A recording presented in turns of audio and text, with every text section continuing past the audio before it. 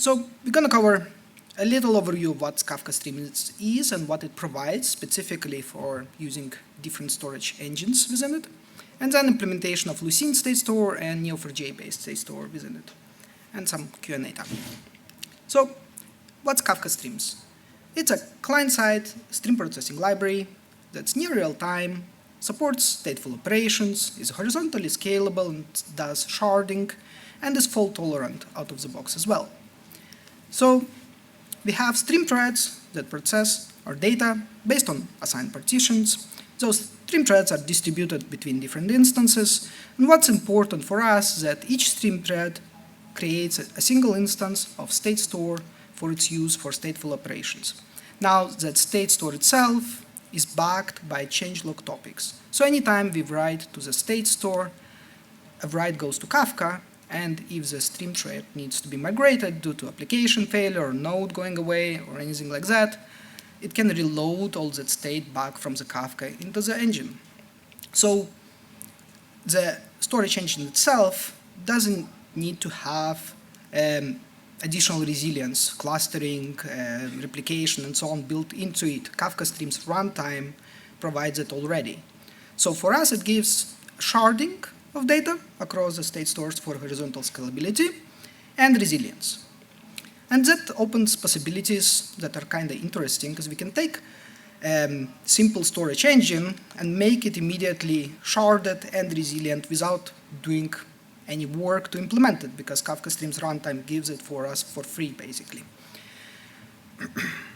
And another thing that's important, data is processed on single thread per state store instance. So again, we don't need to worry about concurrency and synchronization on the write access to those stores.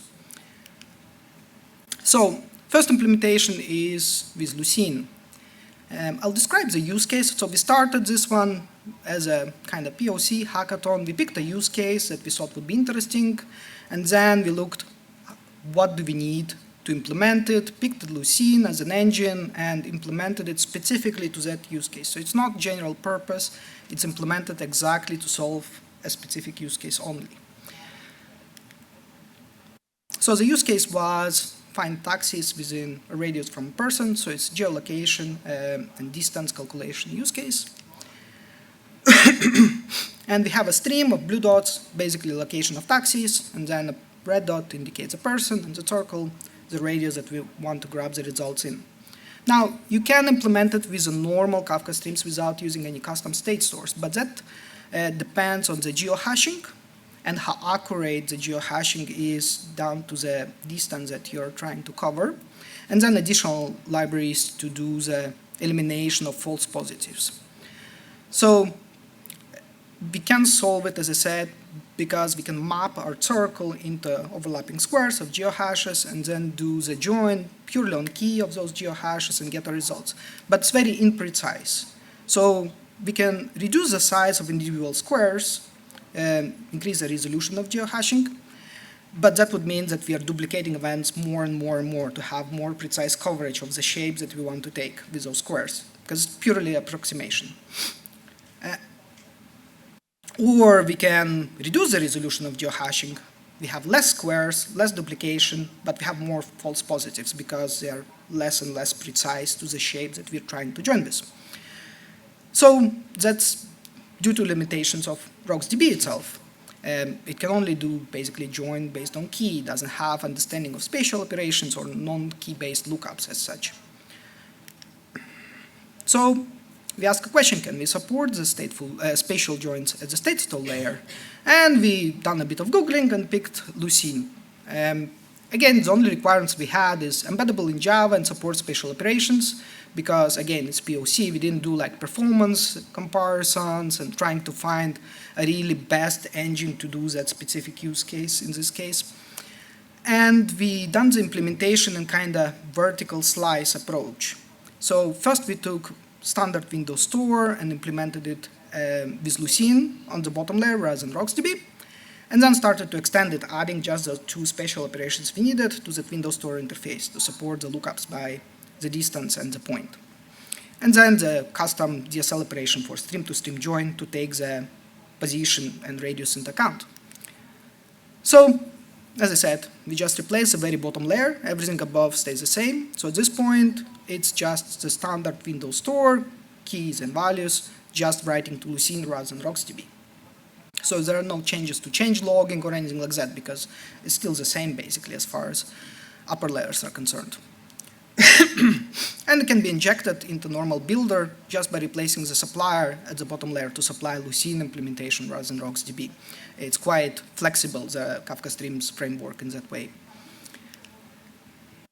Now we are starting to add a slice. So basically what we need is, we need to be able to store a latitude, longitude position, and then we need to be able to fetch by a specific position and radius as a parameters, because we want to find all the stored positions within radius from the position that we're using for fetching. So at that point, we're going again through the slices and adding those two spatial operations, spatial put and spatial fetch. We're extending a Windows Store interface, and then at that point we had to basically take and copy metered Windows Store and add an extra operation to it. Same for the, we didn't do the caching one, I have it on the slide, but we haven't actually implemented it. But change logging and then the bottom layers are custom Lucene ones that we added those two operations to. Now the building time, again, we use a supplier, and we had to implement a new builder, again, to return the correct types, a new spatial Windows Store interface.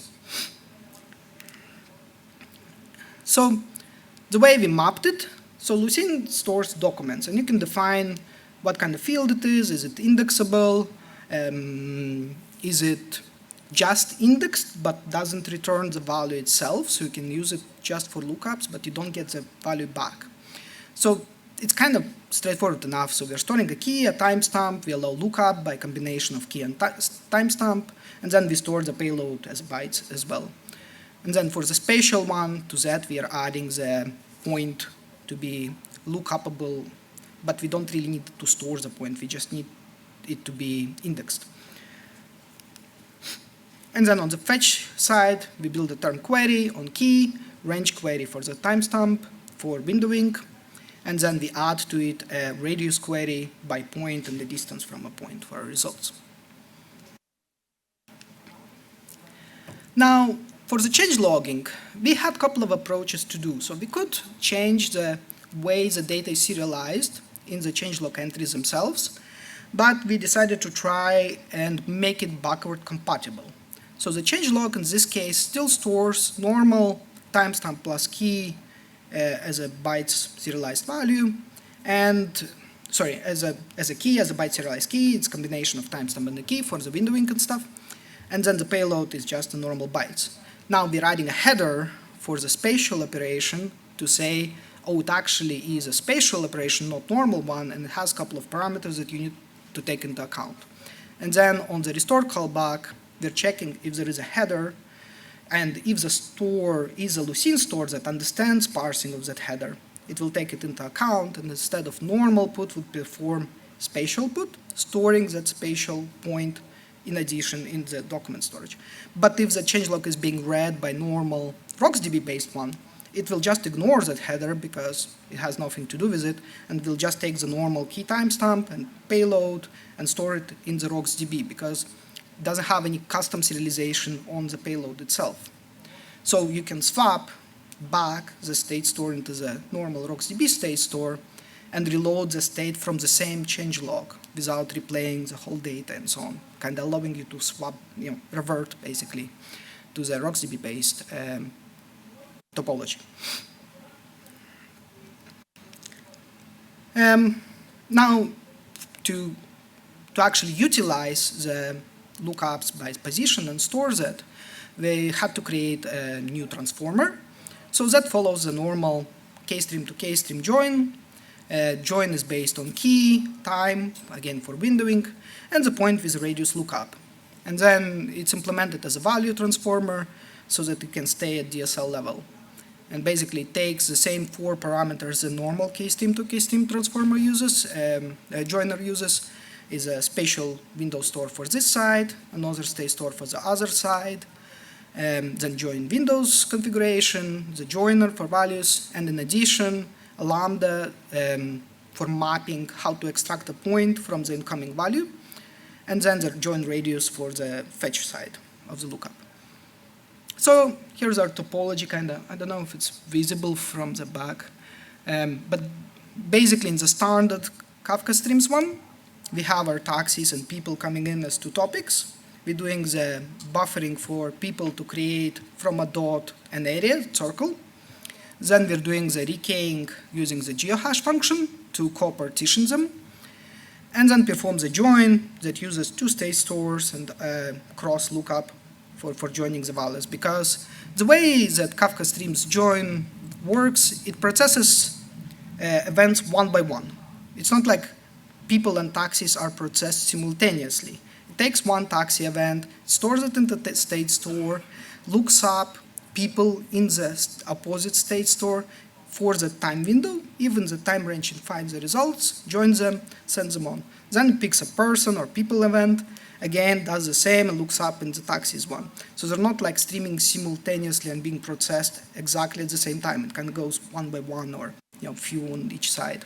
So it needs the intermediate storage for those windows and like caching of those values to perform it. Now for the spatial join, it's kind of the same topology, it's just that we eliminated the filter because we don't have false positives anymore, and we pushed that distance-based join straight into the state store layer. So effectively it allows us to do the rekeying by geohash that is not even close to the areas that we're trying to do, because we're not relying on geohash matching and covering the areas. We just use it for co-partitioning of data, but it doesn't have to be precise or close. So in conclusion, what we found is that, yeah, we can do custom operations, spatial operations on the storage engine level, on the state store level. In this case, geohashing, as I said, is only needed for event co-partitioning. Doesn't have to be very accurate. We don't use it for actual matching, precise matching of events. We approach the implementation in a very vertical kind of sense, creating spatial operations across the whole kind of stack, using the existing interfaces and expanding them, rather than writing a completely custom state store interface. And the implementation was not general purpose. It focused on specific use case. I would say if I would be doing it for some project, then I would need to have more precise domain that is kind of bounded, but is not that specific and that narrow, so that you can do a few different things, so you can reuse it basically. And yeah, it's hard to define a generic but flexible interface for Lucene, because you can either expose the Lucene document object and query objects up into processing layer, but then you're bleeding implementation details of the storage engine into your processing logic. You don't have that separation. You don't work to the kind of implementation agnostic interface in that case. So yeah. Okay, let's move on to the next one. Second one is Neo4j. So we wanted to pick something that's, again, drastically different. It's not key value, it's not even close to key value store. Neo4j is a graph database, so you can't really use the same, let's say, windowed interface for it, because it doesn't make sense. You don't do things you do with key value stores and so on with graph databases, per se. Also, it still kind of is similar to some extent.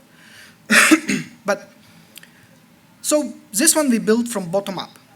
So we didn't start it with a use case that we're trying to solve. We started with, here's Neo4j, how do I wrap it as a state store and make it general purpose, and then I'll think of use case and create the processors and so on for the use case. But starting with a kind of general approach to it. So we'll go over those bits. What's Neo4j? Just a quick introduction. The interface for the state store, how we done the change logging, plumbing for creating it, our use case, and then integration of that custom state store into streams topology. How do we map processors and things? And then a few conclusions. Let's go. So what's Neo4j? It's a graph database. It has very flexible application. It has quite limited number of objects that it allows you to create. A lot of logic goes into application layer rather than in the engine. By Wikipedia, it's a graph database management system developed by Neo4j Inc. Elements are nodes, edges connecting them, and attributes. of both nodes and edges, and it's ACID compliant, transactional database, and has native graph storage and processing, and kind of focused to graph traversal and so on. Now, so we have our nodes, and we have directional relationship between nodes, and we can set arbitrary properties both for nodes and for relationships. And relationships have to have a specific type in addition to properties. So we could encode, for example, people and relationship as who's following who, let's say in the very simple social media or something like that application. Or we could encode, I don't know, entities and financial transactions between them, or like the Neo4j engine doesn't really care. It's all in the domain and application logic, what exactly it represents. And then it allows a traversal. So we can say, I want to do a traversal to 3 levels of depth using the follows type of relationship and with the outgoing direction, for example. And then we start with ban node, and it returns the traversal results saying at which level each of the nodes it found that, traversing the graph. And you can specify breadth first, depth first, and additional filter properties if needed, and so on. So,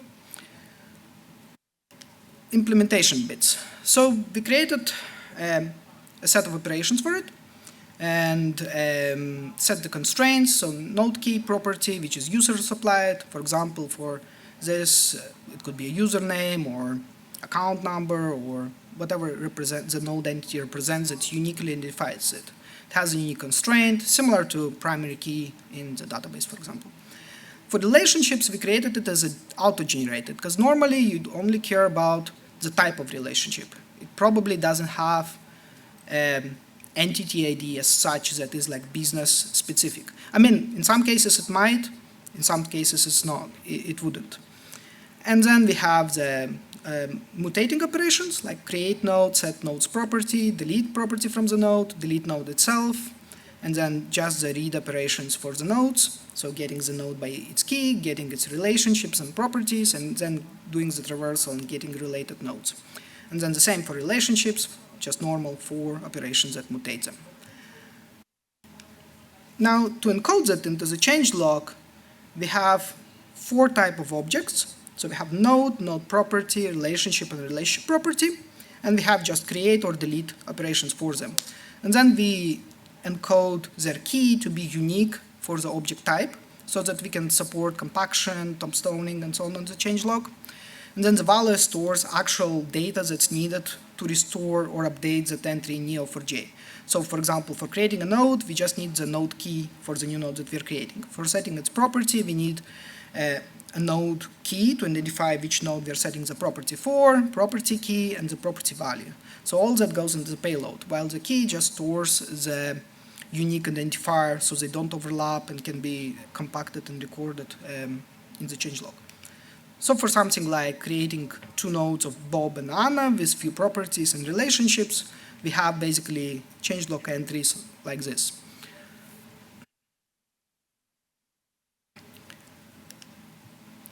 And then if we do an update, we record again Bob Hare as short, and eventually the compaction will throw out the previous entry, but until the compaction happens on restore, it will load both and just overwrite it. And then for tombstone, for deleting, we record the delete and plus the tombstone to indicate for the compaction logic that the whole entry with that key, all entries with that key will be deleted out from the changelog when the compaction happens.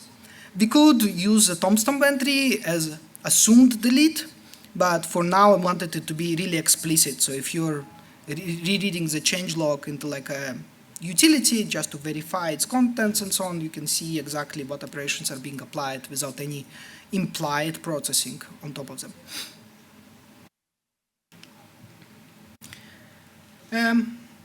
Now, the plumbing for it is quite simple. We have a normal supplier and builder. The only difference with RocksDB-based, the existing state stores, is that it's not generic. You don't supply CERDES for it. You need to do the mapping at the processing layer. Basically, if you have a person event incoming, how that translate into nodes and properties, you need to define in the code in the processing layer rather than specify. Maybe it's possible to develop some kind of type mapper interface for that to make it a bit more simpler, but at the moment it requires to do that mapping in the processing layer. Also, all the operations are coded to POJOs, so they don't bleed out Neo4j internal objects from the state store. So the use case is a simple kind of message broadcast simulation. We have people as nodes, who follows who as a relationships, and then we do the broadcast to all followers and followers of followers up to 3 depths level, and then fan out through the topics the resulting messages. So again, as I showed before, we do the traversal to enable that. So we have a starting node, and we are saying I want to find everyone connected to it through intermediate nodes up to 3 levels deep using breadth first traversal. So to enable it, we need 2 processors. One is kind of K-table style processor that creates our graph and maintains it and allows us to do a join to it, to query it basically for traversal. And its behavior, as I said, it's a person node processor. So we have a person incoming, and we have like 4 different operations: create a person, which means create a node and set its properties; follow a person, so create a relationship between 2 nodes; unfollow, delete that relationship; and delete the person, so delete node; and in force mode, deleting all associated relationships. Generally, Neo4j won't let you to delete a node if you have relationships existing to it. So the code in the state store allows to specify a flag. It first queries a node, finds if it has any relationships, deletes them, and only then performs the delete of the node to kind of not have to do it from the application logic. And then we have the message processor. So basically we have an incoming message that has a sender and the contents of the message, and we need to do similar operation to stream to table join, because messages are coming as a stream. Our graph is represented kind of as a table as a K-table, in the Kafka Streams, because it's like resulting graph, not windowed or anything. So this one performs a traversal using something like find followers, which does a traversal on given type, given depths, and direction, and so on, and then fan out afterwards. So that is our topology. So the top one is our node creation and relationship creation graph, and we create the state store and supply to both processors the same state store. Now only one processor is a writer, the other is only reading on it. And again, because it's in the same topology, it's still single-threaded, so it's kind of thread-safe operations on it. So when the objects go on the person, we create the nodes, and then when we get the messages, we take the sender, we query the traversal, and we get back the sender, the message, and the array of recipients. Then we go through the flat map values to create single message per recipient. And then there is a thing called a topic name extractor in Kafka Streams that allows to do dynamic routing based on the message's content. So you can tell it, read the topics that I want you to send it from event itself. So I'm using that to dynamically create and direct those messages to the topics that match recipient names. Obviously, in real life, you're probably not going to be creating thousands of topics, a topic per person. It would be some different delivery mechanism, but for the demo, like focused on the state stores, it's kind of good enough. So we have test data with 40 persons and a seeding kind of producer that creates relationships between 1 and 5 relationships per person. Now, the interesting thing with Neo4j that it allows, even in embedded mode, to specify a connector. So you can use tooling like Neo4j browser and so on to connect to your instance and actually visualize a graph, query it, filter and zoom in and zoom out. So that's from Neo4j browser, basically representation of the graph that gets created for this kind of demo. And in the repo code, it's coded to use specific seeds for randoms, so it creates always the same graph with the same relationships to get same results. So running the producer, sending messages from random persons like every 5 seconds, and then we get topics created per recipient and basically get messages routed. So showing the distance from origin, so how many hops it had to do to get to it, like 3 and 3 from Anthony and Raymond, but only 1 hop from Alex, for example. So the example in the repo has some limitations. Obviously, there is no cross-shard query support because interactive queries are not implemented and position tracking is not implemented yet in it. And I don't know, it would be possible to implement cross-shard querying using interactive queries as a backbone for it, but I don't know if it's worth it. Like if the graphs are so big that you need to do cross-shard queries, maybe you should use Neo4j Enterprise and just live with its own clustering and so on. One approach would be possible if there are not a lot of cross-shard queries is to create kind of shadow nodes. So when you create a relationship that has to go across shards, create a node that represents a node in the other shard that tells you that when you hit it on traversal, you need to initiate cross-shard lookup. So you don't do it for everything, but only when you're hitting the edge nodes. And then it has its own copy on the other shard with all the relationship within that shard. So basically kind of doing the bridging. But that's just the idea. So Neo4j supports multiple labels, so you can label objects, and you create indexes per label. At the moment, the store has single label, so all nodes are within the same index. Properties are typed only as string. It supports kind of all the primitives plus arrays of primitives and time and location-based objects. For simplicity, I'm using just a string, so I don't need to write a lot of boilerplate code checking the types of incoming properties and mapping them correctly at the moment. It's not really hard, it's just busy work to create all the type checks. Yeah, and it's just a K-table style store. It doesn't support windowing. It's easy to create, again, another version of it with windowing, just storing another properties that gives the time and then using the time in all the windowed queries. But again, it's a POC. And finally, so I think most storage engines can be wrapped and implemented as state store in Kafka Streams. And I mean mostly those that you would run locally. I know Responsive is doing remote state stores and things like that. I haven't delved into that. But things like embeddable stores, stores that you can run in the local process, even if it's not Java embeddable, but you can co-run it on the same node and so on and easily interact, create instances of it as needed. If you can control it well enough from Java, you can probably embed it as a state store. And the whole point is not to do RPC calls, not to have latency, because single operation latency is not a problem. Yeah? Like if the call takes to the remote store, I don't know, 20 milliseconds, that doesn't sound like a lot. But if you have 1,000 messages per second, you can't afford 20 milliseconds per message. Because at that point, you need 1 millisecond per message to have 1,000 messages per second throughput. So the accumulation of latency is usually that kills the performance and the whole point of local RocksDB and so on in the Kafka streams. Yeah, I diverge.